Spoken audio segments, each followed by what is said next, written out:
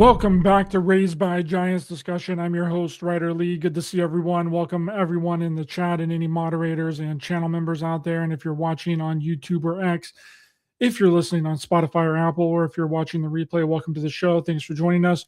All of my social media links are in the description. Also, links to watch my documentaries, JFKX and A Clockwork Shining on Amazon Prime and Tubi are also in the description. I'm still in the process of making my upcoming documentary, Psychic Agent. I will be traveling to Colorado over the weekend to finish up the filming so I can start putting everything together. So get excited about that. Also, don't forget to check out Raised by Giants on Ground Zero Radio Plus with Clyde Lewis, Monday, Wednesday, and Friday, 11:30 a.m. PT, and Saturday, 5 p.m. PT on the Ground Zero Radio Plus network.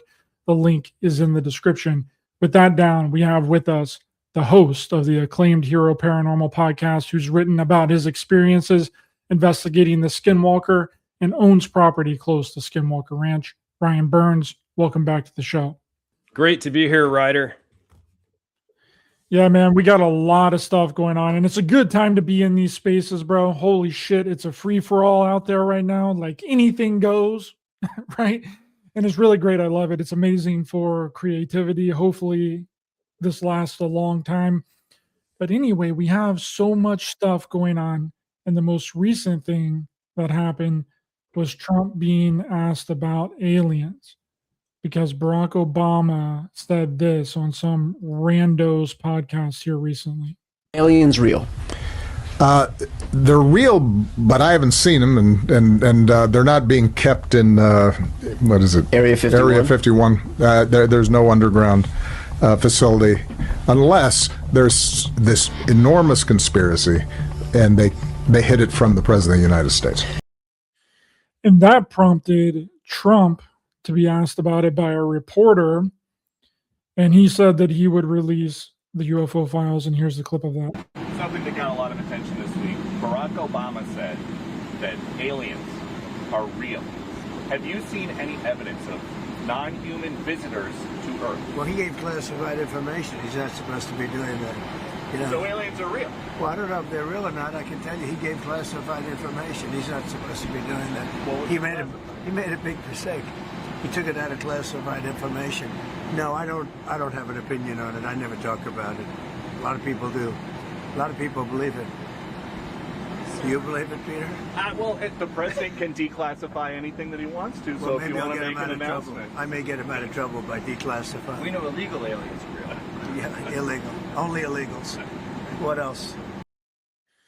I thought that was super interesting. Now, Obama, after that, he got on that podcast interview with that gentleman. He made like a whole thing on Twitter where he was like, that's not really what I meant. It was kind of taken out of context. I meant that the vastness of our universe is so big that it's hard to believe that there isn't any other life out there. I don't know, Ryan, what do you think about all this?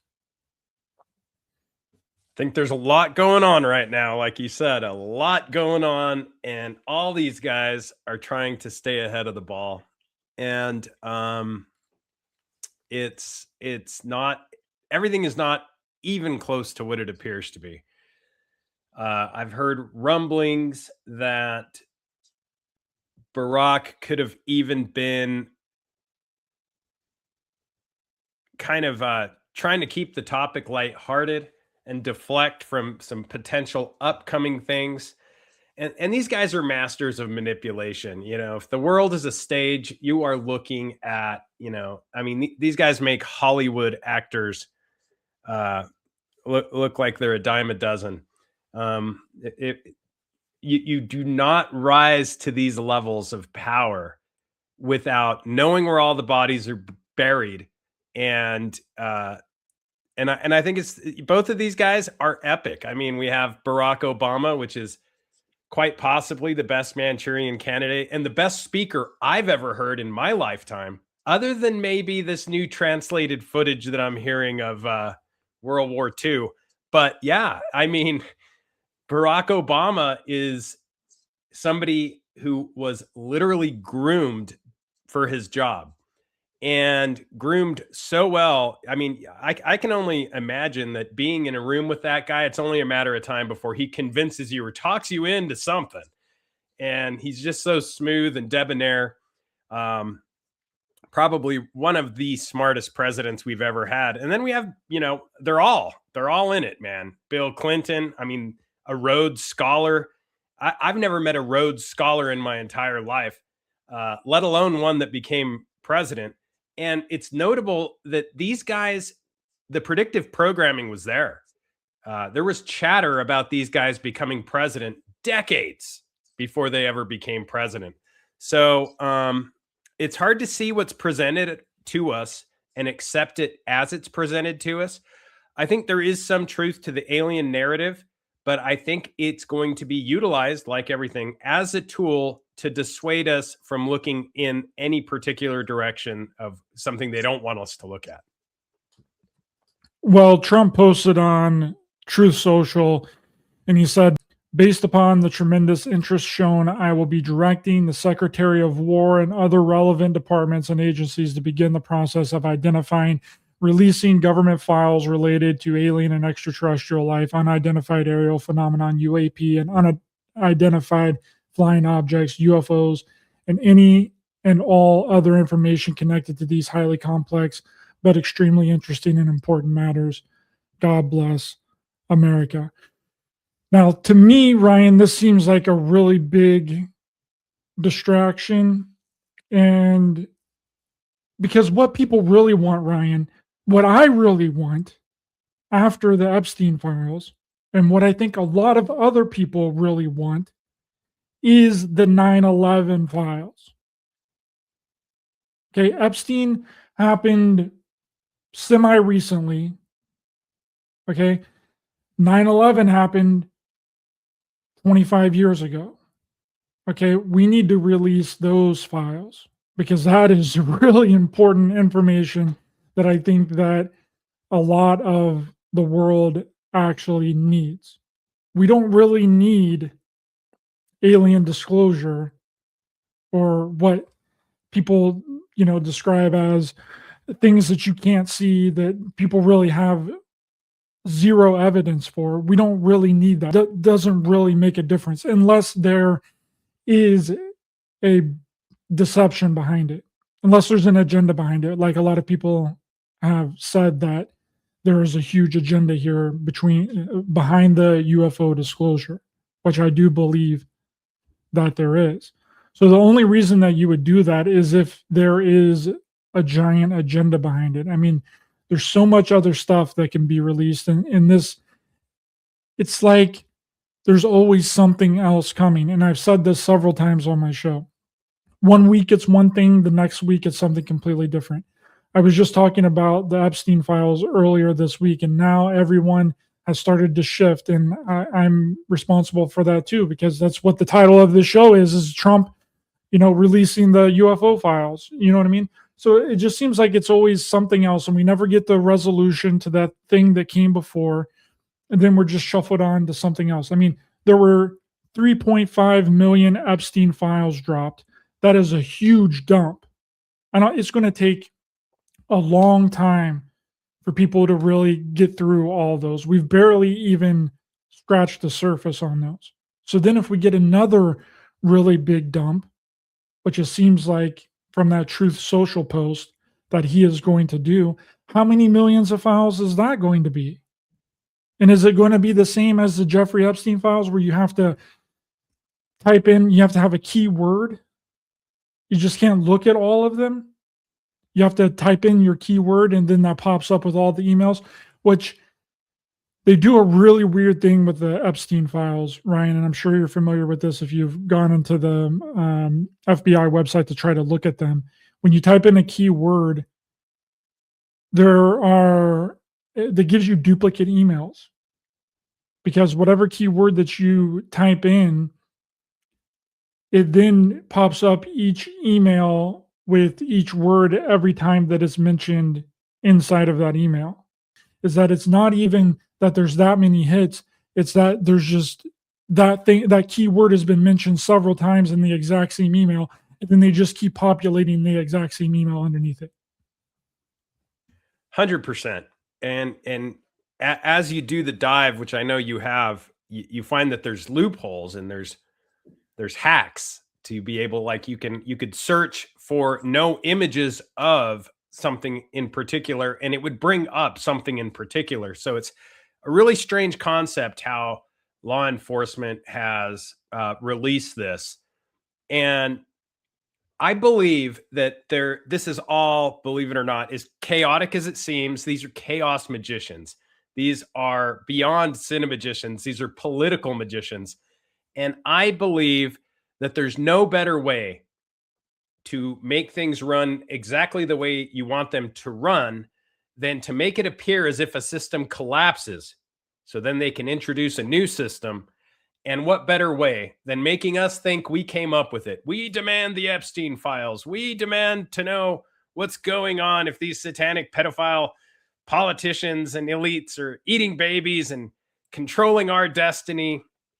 And that's the existing political landscape that they have us looking at. So, it's called manufactured consent, or a lot of these, if they are in fact dark occult practicing magicians, which I believe many of them are, they call it other names like controlled opposition, crisis leverage politics. But really what it comes down to is problem, reaction, solution.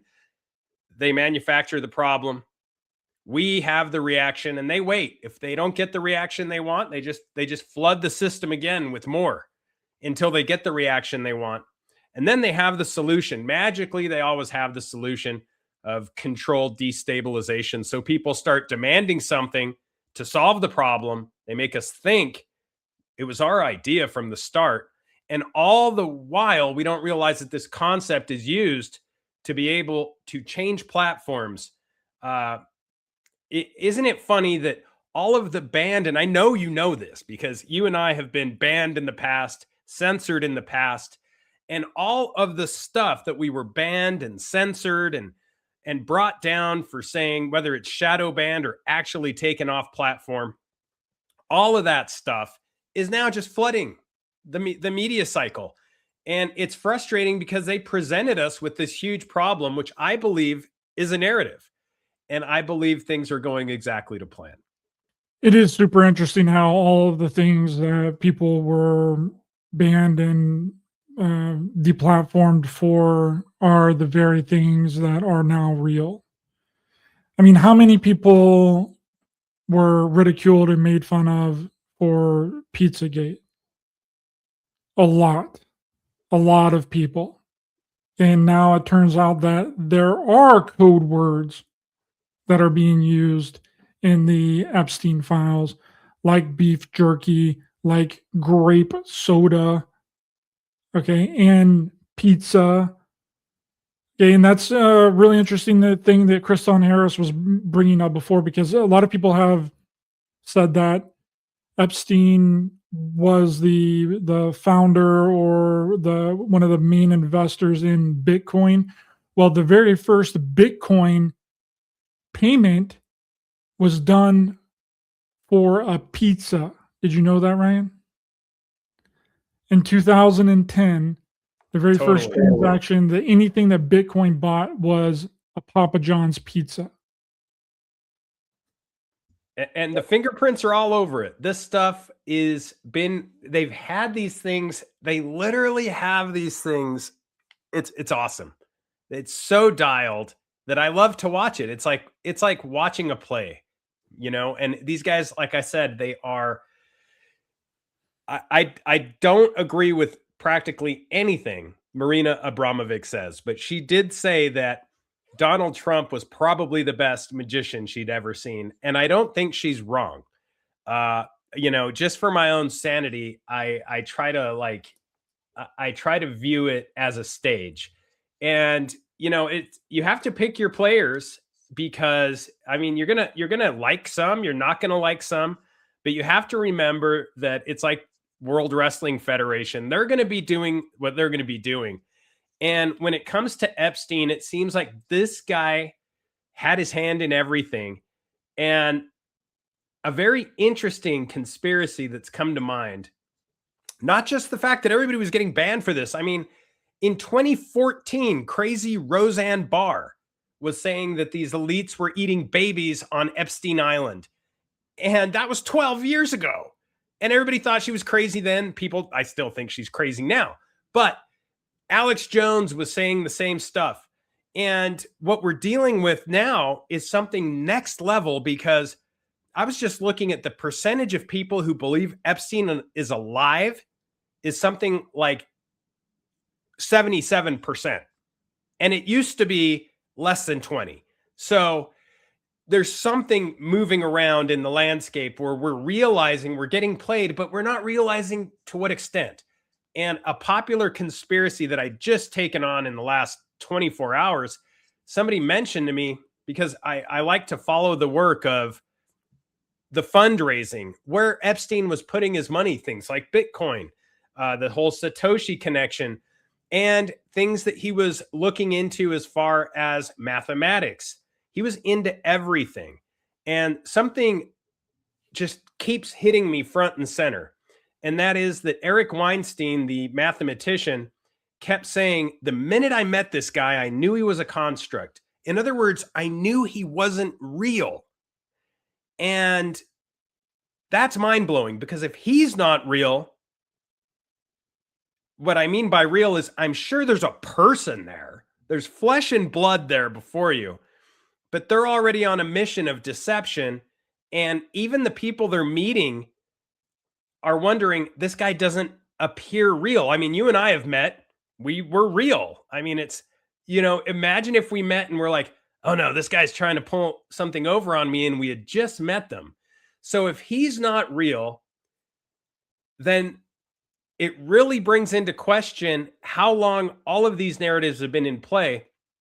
And this goes all the way back to why Jeffrey Epstein participated in early gate programs as a kid. He was able to graduate high school, slide through middle school, not have to go to college, and still get a job teaching at the Dalton School, teaching mathematics, no less. Like everything was handed to him on a silver platter. And it was none other than Attorney General William Barr's father who gave him the position. So when you go back and you realize that it's been like this since these were kids, you really start to wonder who is summoning these specific children for positions of power. And you see pictures of Epstein, and, as a child, the potential future mayor of New York is in the image. I mean, you can't make this stuff up. I don't know what direction to go, but it seems like this is all outlined. There's a big plan, and it just makes me want to get red felt and markers and go into the conspiracy. But it goes exactly like what you're saying. This is a bunch of perverts in very powerful positions that get exactly what they want, whether it takes decades. I argue that some of these things may go on for centuries.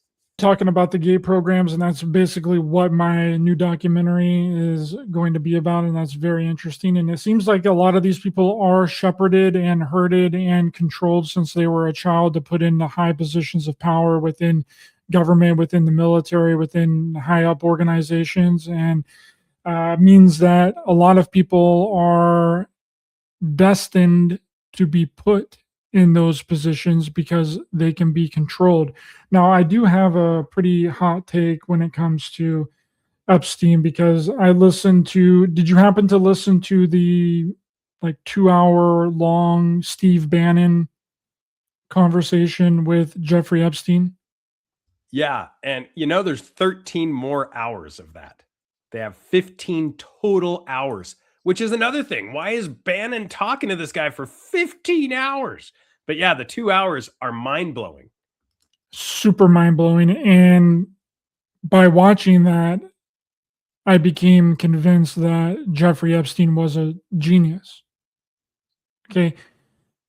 An evil genius, but a genius nonetheless, because he is actively dumbing himself down for Steve Bannon to try and understand what he's saying.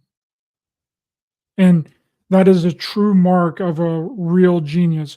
When a real genius is speaking to you, you should not be able to understand hardly anything that they say because they are a genius level IQ. And it's really interesting, Ryan, because I can understand everything that Elon Musk says. Okay. So Another construct. but it seems like that Jeff Epstein, he did have his hands in a lot of things. The financial things that he was talking about with Steve Bannon. I'm sure you guys can still find this interview. It was all over Twitter X for a really long time. I think it's still out there. But as soon as it came out, I was like, okay, I need to watch this because I've never heard Jeffrey Epstein speak. I never knew what he sounded like because he was always this mysterious figure that was kind of out there, and all we got to see was photos of him, and no one really heard anything from him. We didn't really ever get to hear him say anything. Okay. But I do believe, whether a construct or not, whether a completely built in fake fabricated personality, he was some form of genius level IQ. Would you agree with that? Yeah, I think the main purpose that they source these kids, and they call it summoning, but the reason they source them for these gate projects, STEM, now it's STEAM, is these specific children show attributes that they can immediately see at a young age, that they know they can not only be controlled, but that they can sway massive populations. People sway to them. They have a magnetic charm about them. So I 100% agree. Well, Charlie Kirk, he was in the gate program. He was in one of the top gate programs. It was a Christian, I think it might have been a Catholic school, but it was a gifted and talented education school.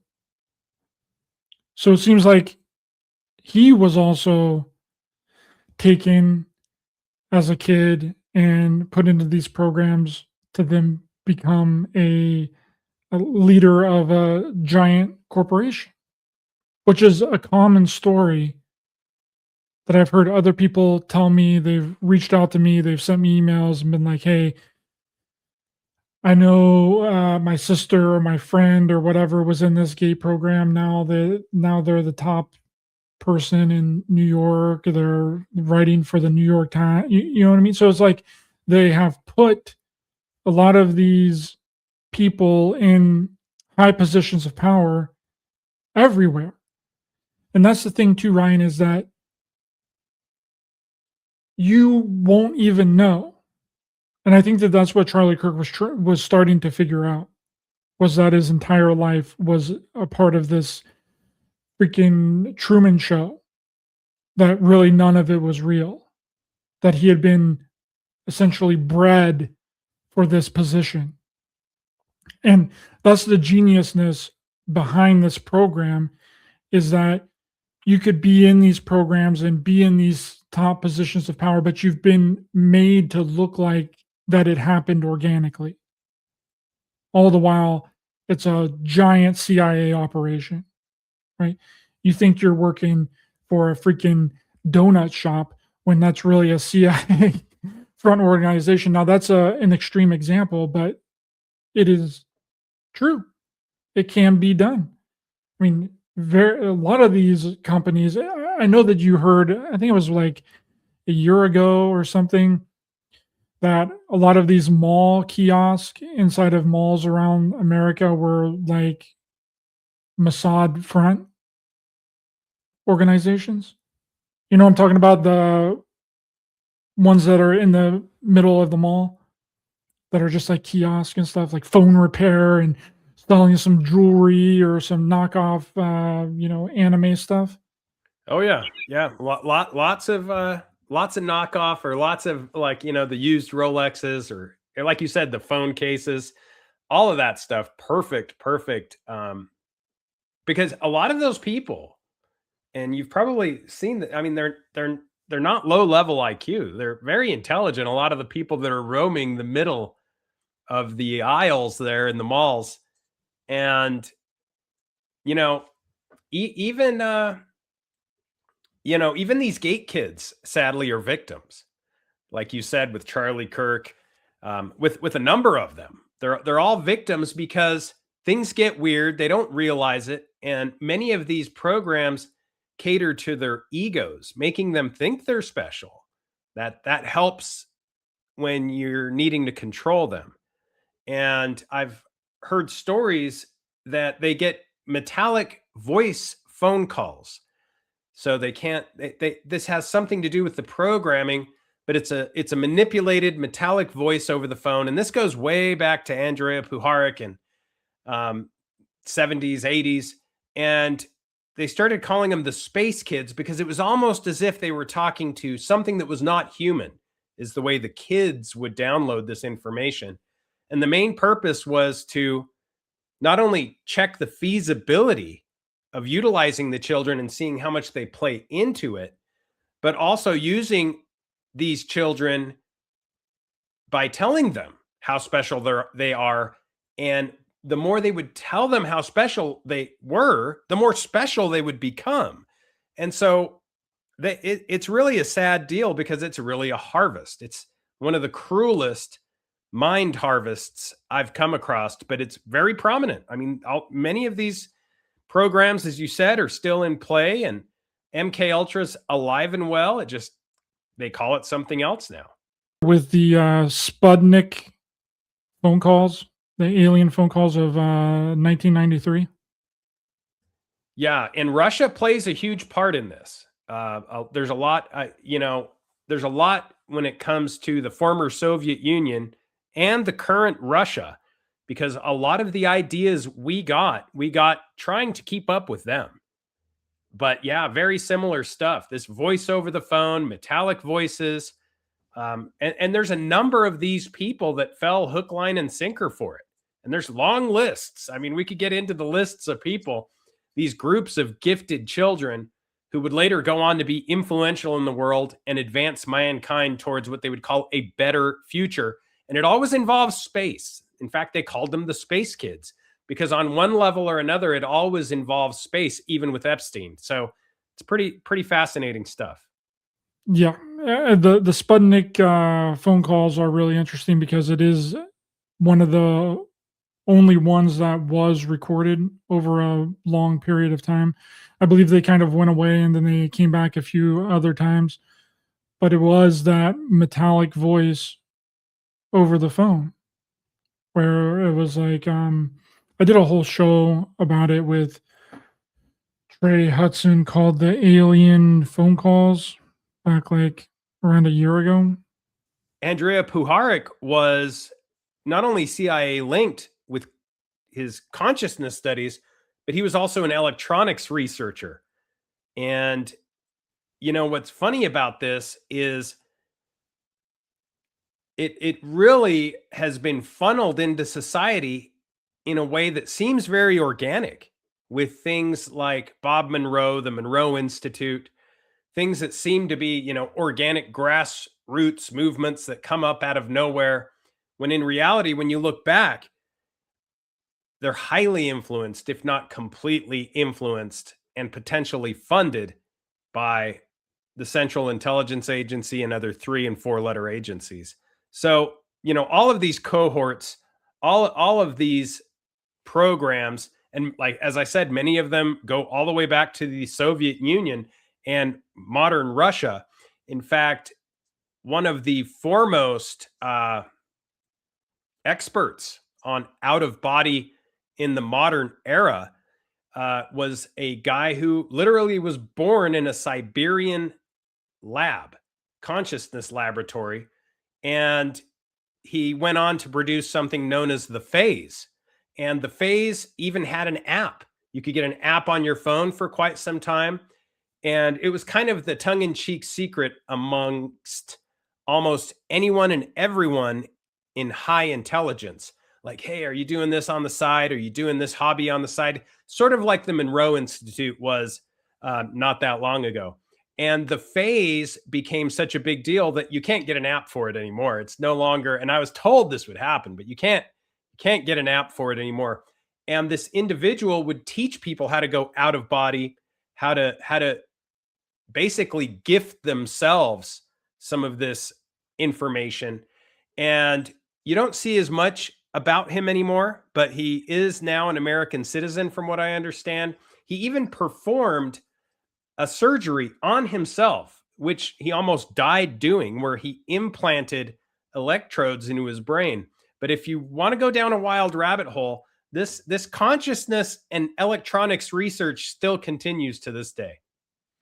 Well, that's what Andrija Puharich was known for, was to put some sort of electronics, and it was like the very first Neuralink was kind of what he was doing. And also with teeth implants, he was implanting devices in people's teeth, and they would go in for a cavity or whatever, or what is that called, a root canal or whatever. They would then replace the tooth with some sort of electronic chip or some kind of material that then bounced off of radio frequencies, and the recipient would then hear voices inside of their head. Yeah, and if you're a teen who's being tested for psychic aptitude and you happen to have some dental work done, I mean, just imagine how easily this could all be manipulated to where dozens of kids believe they're chosen because they're literally hearing the answer in their head. And this is one of those slippery slopes where, you know, it's just like, if for anybody that has children, if you tell your kids they're no good at something, they're not going to want to do it. They're not going to be good at it. But if you tell them, hey, good job, that was really great, they're going to have fun doing it, and they're going to get better at doing whatever it is they're on task to do. And this is, you know, the interesting thing when you're talking about scientists. We have people that, not only the Monroe Institute of Technology, which in my opinion is 100% based on CIA technology, but it is something that sort of envelops what we're discussing, it, where they tell you, oh, that was great. They have the Psi games now, which is very interesting. And for those who are into things like remote viewing, telekinesis, the Psi games are a riot. But it shows that this stuff, I mean, there are ties to current mainstream people. You know, we're getting like Psi game Olympians now who the more they win, the more they win. And it just goes to prove that all of these techniques work really well. So how was Andrija Puharich involved with the Monroe Institute? Well, basically, to boil it down to a nutshell, they had these space kids, which is what they would call them. And this was a long list of individuals who would receive that metallic phone call, and they were told they were gifted. In many cases, they were. And these children and their psionic powers were used for military purposes, such as remote viewing and other tasks. And allegedly under the purview of the CIA's MK Ultra, for the most part, research, if you look at the umbrella of research, they manipulated the consciousness of a lot of these people and kids at the time. And the most famous of these kids was probably Israeli psychic Uri Geller, who actually has his own island as well. He owns his own island. But among other children, they had many groups and special subgroups of kids, and everything from legal areas to political areas. That the famous UFO lawyer Danny Sheehan was in the legal aspect. We had scientific children. Jack Sarfati was another one who would later go on to be influential in the world of science, and, you know, a physicist. So basically, all areas of importance, they would have kids in groups or subgroups. And these kids were much like you're talking about. These would be the future Elon Musks of the world, right? And I don't necessarily believe Elon Musk is 100% organic either. But the bottom line is, when you have these associations with the CIA, and this goes all the way back that we can see on paper to the 1970s, and I'm sure before, with people like Andrija Puharich, these are children who have been tested for psychic aptitude, but then that's manipulated. They become more powerful in their egos. And it's much like Operation Paperclip with the Nazis, where the scientists we brought over from Germany, we talked them up in their heads. The Werner von Brauns, we told them that they were much better than they actually were, because they were now useful tools to a government that was going to use them for military purposes. And it works on adults too. My thought is this could be used for mis and disinformation, right? All you have to do is implant these false ideas into these kids' heads, and then they will grow up believing that whatever it was that happened, that was real. I mean, it's almost exactly like Hugh and Cameron in the psychic driving aspect. You can do that half of that to a bunch of people, and then you can do all the good stuff to another group of people. You know what I mean? So then you have like these disinformation and misinformation agents all out there as well, based on the things that they experienced that weren't even real. And that's a really important thing you pointed out, is it's not just controlling the narrative, but you have controlled opposition as well, who I believe are also players. So you're controlling history, and you're not only controlling those who are moving mankind, but you're also controlling those who are criticizing it.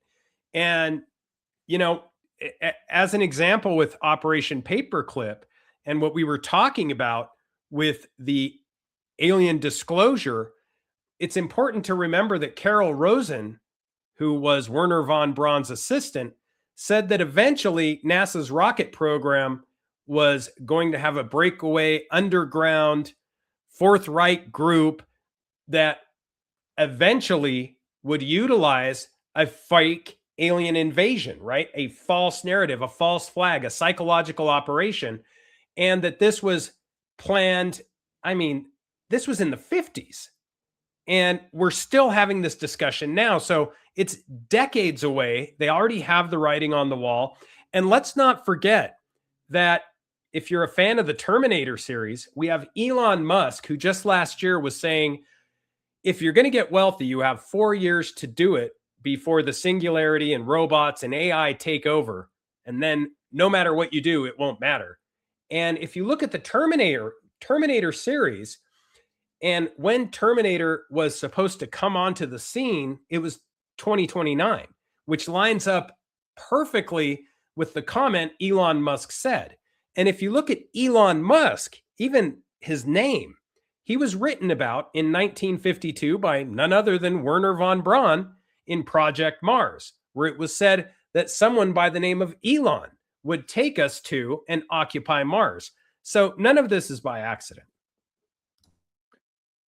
Isn't that interesting, though, Ryan, that Elon has kind of changed his direction? It's not about Mars anymore. Have you seen this? That it's about going to the moon. He wants to go to the moon now, Ryan. Forget Mars. Mars is too far away. Let's go back to the moon. Right. Which is just as funny. Just as funny. I mean, how many times have we said, I'm pretty sure within the last, I think since the year of 2000, NASA has had plans to go back to the moon, but they always fall through. And I distinctly remember one of these because I was in middle school when it was happening. And the science teacher came out and brought a thing back in, and it was like this big presentation about how NASA's going back to the moon. And we never went. Yeah, the moon is a whole other topic, but yeah, it is. I think this is a great example because it always comes back to space. When you can't fool them on Earth, fool them in space because they can't argue with you. It's easy to deflect and use the space narrative, the space brothers, the space kids, space in general. As soon as they call these operations on terra firma here on Earth, as soon as they're in a corner they point to the heavens and say, but we're doing this and we're working on that. And look at this and look at that. And it's, in my opinion, specifically for that purpose, the same as the ancients would use astrology when the elites were cornered. Well, we have our sorcerers and magicians that are telling us what's going to happen. Are you going to argue with them too? Same is true now. We have our scientists and our immunologists.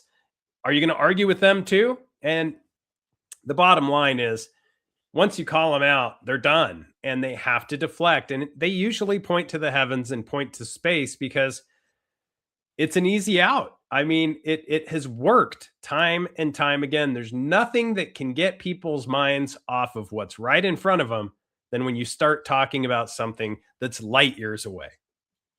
That seems like the perfect distraction is here, look out here into space at things that are possibly not even real. And that'll serve up this, really great distraction. And that we'll never get the answers to. All the while, we have these Epstein files that have answers all over them.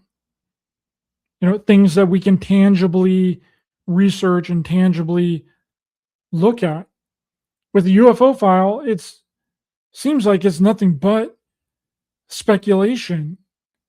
Because how far back are these UFO files going to go? They're probably going to go back to the 40s, right?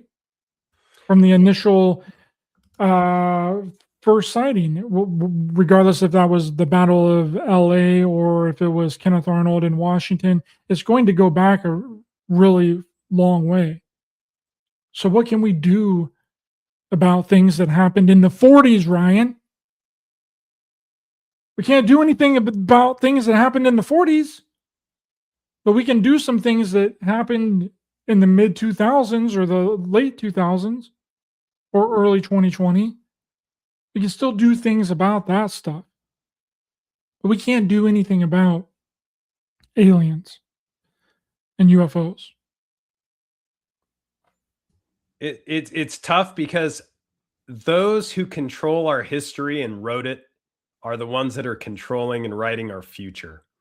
And, this is such narrative control, and they're so good at it at this point. The first alleged ship that was confiscated, if you believe in that sort of thing, was in Italy.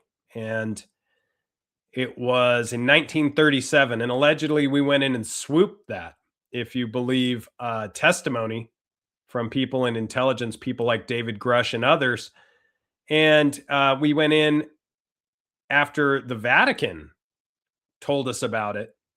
And this was after Mussolini failed and the fascist government was no longer in place. We just went in and swooped it. And allegedly, we have a number of these craft. Now, keep in mind that it's really easy to get stuck in the weeds with this stuff because there's never any detailed description of what it is. You just get these vague references of what it might do. And that's a pretty easy way to control a mind war. And if you remember a lieutenant colonel in the United States Army, Anton LaVey was friends with him. And I'm talking about none other than Michael Aquino, someone who founded the Church of Set and was a member of the Church of Satan. He wrote a book on mind war and basically detailed how these clandestine activities are all psychological operations. And if you can control the narrative, you can control the people. And as much as I want to hate that guy, not only because of some of the weird rabbit holes that he was affiliated with, not even getting into the Satanism, that was some of the above board stuff. But the other stuff, he had amazing relationships with people. He went very high into the military organization. And he may be the person who leaked the most information about how to conduct mind war in his book. And I think just for that, he should be praised, because what better way to know what they're doing than to have them tell you? And arguably, it was his ego that wrote that book, because he just wanted to prove to everybody how smart he was. But it serves as a great example of what naval intelligence, our military, our politicians, and anybody else is capable of once you know how to steer a narrative. Well, you know that Colonel Paul E. Vallely, which was the co-author of Michael Aquino's book on psychological operations that you just mentioned, Psyop to Mind War, is an advisory council member to TPUSA. It seems like a lot of these corporations are really working for evil whenever they're giving the face of being good. But did you see that Prince Andrew was arrested? Yeah. And I think even that, believe it or not, was narrative control. It involved a number of interesting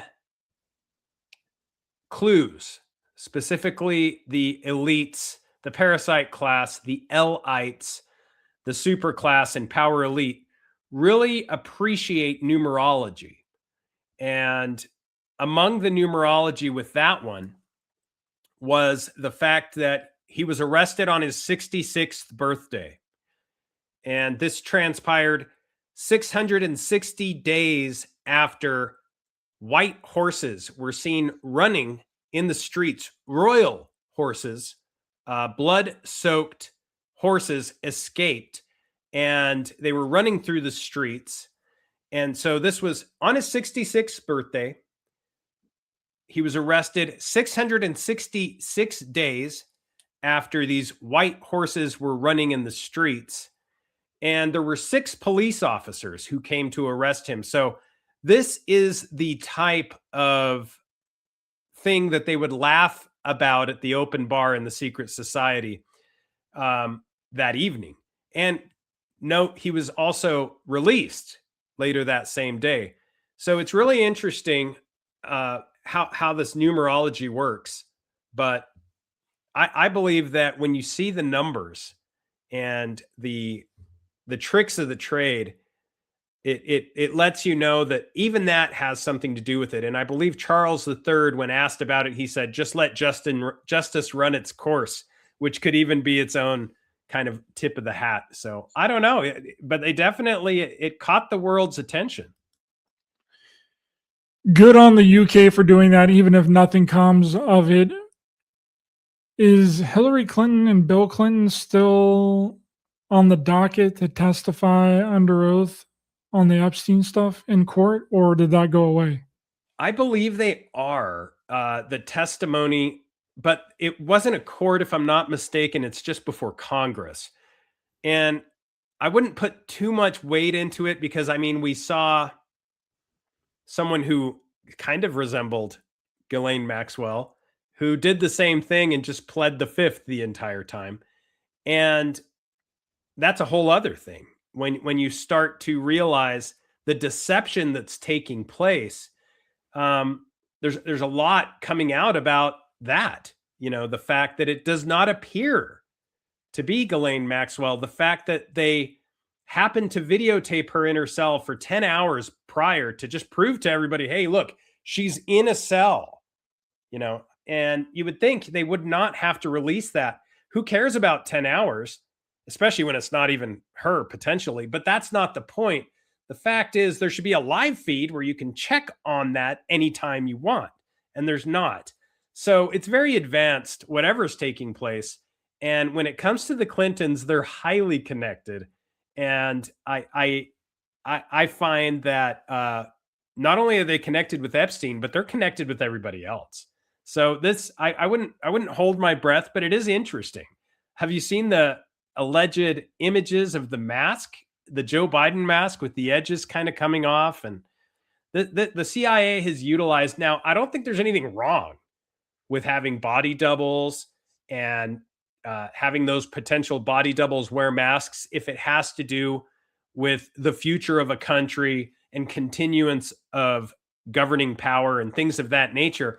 But for regular events and when it's not important, it makes you wonder if they're using this all the time, then what's to make you think they're not using this all the time? Well, that was one of the things in the Epstein files that people were talking about, that Biden was killed or assassinated in 2019. Now, I don't know if there's any truth to this. You could probably tell me if there's any truth to that, or if that's been verified within the Epstein files or not, but that's just what I had heard a lot of people talking about. But there's so much stuff going on with it, it's difficult to find out if it's actually real. You got to scroll down to the bottom and get the ID number off the bottom of the page and then put the ID number into the files to verify if it's true. Did you see anything about that? That Biden was taken out in 2019? That's been a very common conspiracy. Unfortunately, it kind of goes under the umbrella of the Q movement, which isn't entirely, I mean, a lot of the Q stuff, I'll be the first to say it's horsepucky, but it too seems to have connections to Epstein. Epstein seems to be all over the Q movement as well. And I tend to worry when there's controlled narratives. And with that whole deal with Biden, it's possible. And if it did happen, it would make sense why the auto pen was used so often. Then again, there's the very real potential that he just had mental decline. And if that's the case, I know for a fact, some of the images that I've seen, and you've probably seen these too, they legitimately look like mask malfunctions. And it's difficult to get into the video and images because there's so much AI manipulation. But I tend to back away when the devil's in the details, and I don't like to get too close to that. But we know we've had masks and the ability that, I could place a mask on my face, come in to see you after makeup, and chances are you wouldn't know it was me. And we know each other. So we know we have that technology. But what frustrates me is the fact that we have these outliers, these wackadoodles, occasionally popping up that bring up things that seem to be realistic. One of them is Max Azzarello, who is the guy that self-immolated outside of the courtroom where Donald Trump was in New York City. The guy that lit himself on fire, had a bunch of pamphlets, had pictures with the Clintons and a number of other politicians. And he basically said that Peter Thiel was in charge of everything, this entire thing, and that they were planning this Bitcoin destabilization. They were going to run basically all the common people into the ground while getting rid of the government debt through Bitcoin manipulation.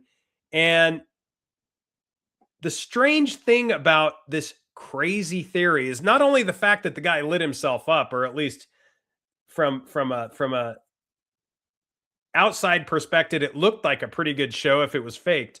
But recently on the Joe Rogan show, Peter Thiel shared some pretty interesting theories talking about aliens, which is kind of strange for him. And this is a guy that wants to track us all from cradle to grave and believes that he's consumed as a hobby with studying the Antichrist. And he was talking about alien civilizations, faster than light travel, warp drives, and what it would mean for society. So when I see all these things coming together, and then you have people lighting themselves on fire that have pictures with Bill Clinton, and they're saying that this is all planned, it makes me worry, because when it comes to technology, and I was thinking about this morning, I don't even know what's going on anymore because of all of this security. You just want to get into your phone. You want to check your bank account. You want to check your social media. You want to talk to your cousins or aunts or uncles or friends. And to do that quickly, we are allowing, first it was the fingerprint recognition. Now it's the facial. And now there's all these other secret, authentication systems, none of which we control. These are all controlled off-site. So I think that they've pretty much completely conquered us at this point. We can just hope that we get these glimmers of freedom and independence in there from time to time. That's so strange because Facebook basically forced me to do authentication on a third-party app. Did they have you do that too? Where they made you download another app that I've never heard of to then authenticate, to change your password, because they told me, because I have been blowing up on social media, I've been getting hundreds of thousands of views and in some cases millions of views on Facebook and Instagram. But they told me that my page has the ability to reach hundreds of thousands of people and that I needed to re-authenticate my profile through a third-party app. Did they ask you first for a really long numerical code that you probably never set up in the first place? Yes. Yeah. Yeah, that's 100% how they do it. They ask for this imaginary massive password, 6 to 8 numbers, and if you can't find it, then they add another level of authentication, which is basically in their back room, which means that they now control that process. And yeah, I've gotten the same thing. But here's the question, Ryan, is how are you supposed, say you got locked out of your account or something. Let's say you lost your phone. Okay, let's say your phone was destroyed. Okay, and then you had to get a new phone. And then you have to authenticate that through the app, but you're not logged into Facebook. So how then are they supposed to authenticate you if you're not logged in the first place on a new phone? It doesn't make any sense. It seems like a trap. It is a trap. It seems like a way to try and lock you out of your social media at some point. Very easy. Very easy. And it is a trap if you allow it to be. There are some ways around it. And I this is not my information. I got it from somebody else. But what they told me is not stuff I wanted to hear. They said never trade your phone in on a new phone. Always have more than one device that is currently logged in. And if you have to, when you get done with one phone, even if the kernel is full and the phone barely works, unplug it, throw it in the filing cabinet or the drawer or wherever, and protect that as if your life depended on it, because it has all those passwords on it already. And then when you get the new phone, which is one you're more likely to lose, you can actually get into those things. And he said, you want to get this 3-4 generations deep. So even if you've got 4 phones in your drawer, just keep doing it. Not only is it important from a privacy standpoint, because if somebody gets a hold of one of those phones, they can unwind everything. Like you said, they can get into everything you have, and it's really easy to do. But a lot of the elites are using something else that is fascinating, and that they're not using their phones. In fact, Peter Thiel, this is wild. Peter Thiel is like on an iPhone 5. Have you seen this? He uses like an iPhone 5, and maybe it's a 7. I'm not going to give it much more credit than that, but he is using an old iPhone.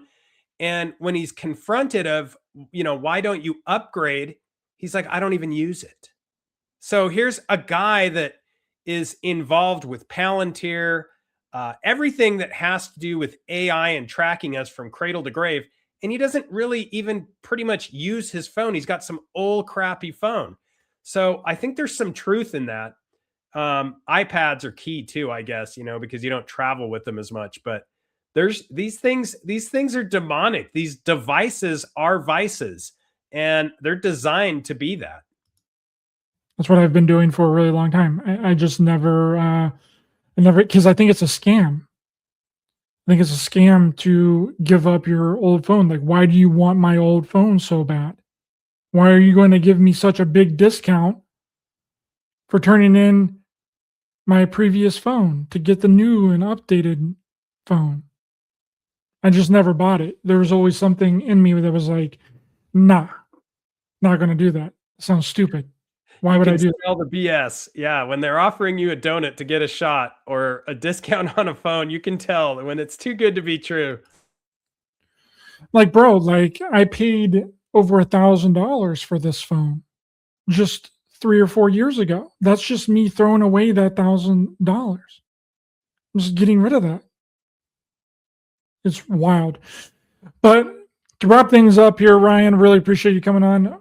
What do you think is going to happen with this UFO file? We've seen that Trump is, getting the DOJ to start the process of releasing the files, the UFO files. How long do you think it'll be before we see the UFO file? And do you think that anything substantial will come from the file? Or do you think that it'll just be a bunch more redactions, everything redacted besides the abductees? Just like the Epstein files, they redacted everything except the people that they said that they were redacting it for.